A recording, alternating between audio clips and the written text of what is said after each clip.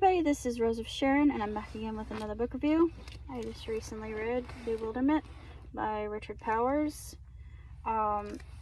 Woefully short and one of the best books that I've read in a long time. It's told from the point of view of Theo, who is a single father, an astrophysicist, who has unfortunately lost his wife, and he has a rule of thumb with his son, and that is straightforwardly be truthful, be straightforward, be frank. He's really never lied to Robin. However, there are some things that he's kept secret from him, and Robin is no ordinary child. He's a prodigy, so he has quite the learning curve as a single parent with this particularly gifted individual. And it's just a magnificent tale, and it shows just how woefully inadequate the administration or the system is considering education.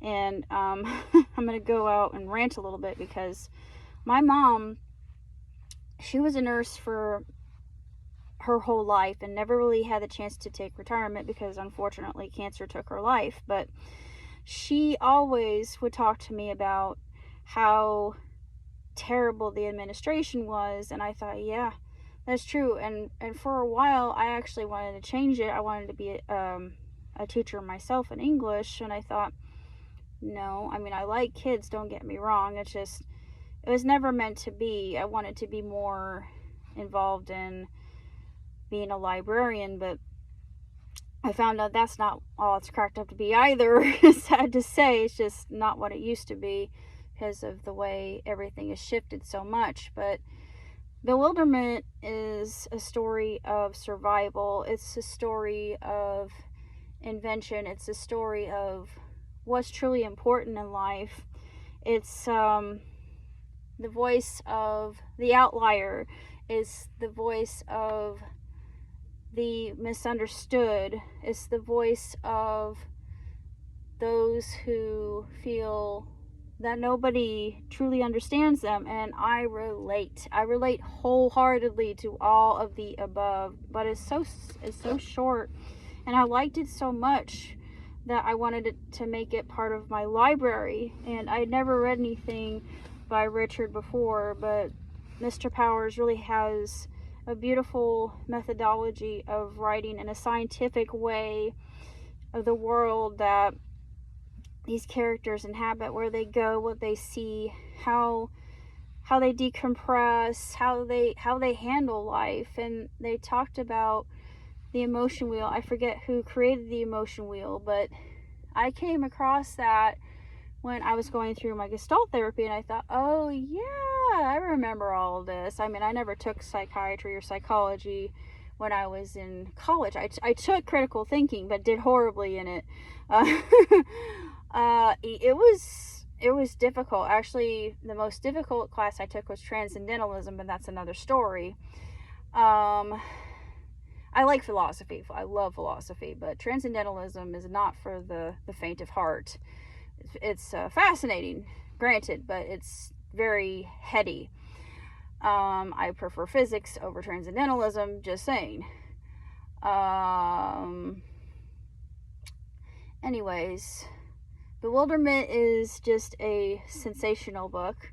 I recommend it to everybody and anybody who has ever felt like they are on the outside looking in, that they are a voice crying in the wilderness concerning causes. And it talks about a certain cause that Robin starts to champion himself and starts to get notoriety due to his intellect in academia and just how brilliant he is. And of course it talks about Flowers for Algernon, which I also recommend. I remember reading that book not long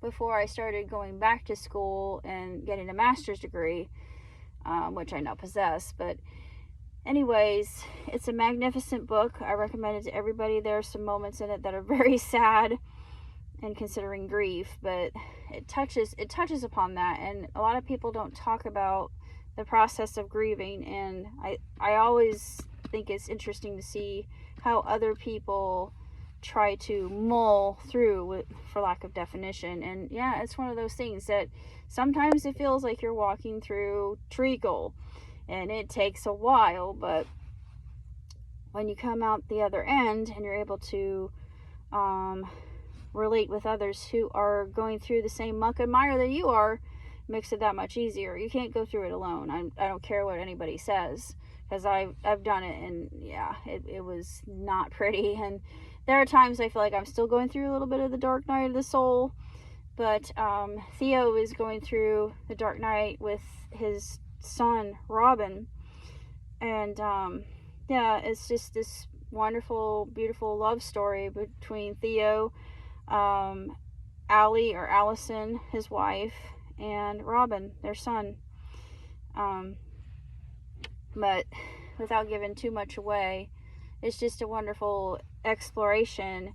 It's an adventure. It's all that life entails, and a little bit more about sci-fi too. There's sci-fi involved in this. I'm not going to get into that, but it's just a little bit of everything for everybody.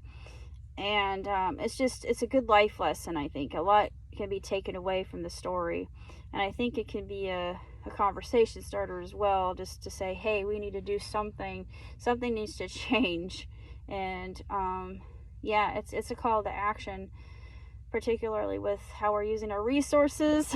I think, I mean, I don't think capitalism is a bad thing, but I think that we really need to be more conscious or conscientious about our environment and how we treat it, because we are stewards of this planet. That's what we were meant to do, Adam and Eve, when they were first created. So yeah, that's pretty much all I have to say. So until next time, live long, prosper. Ciao, tutti.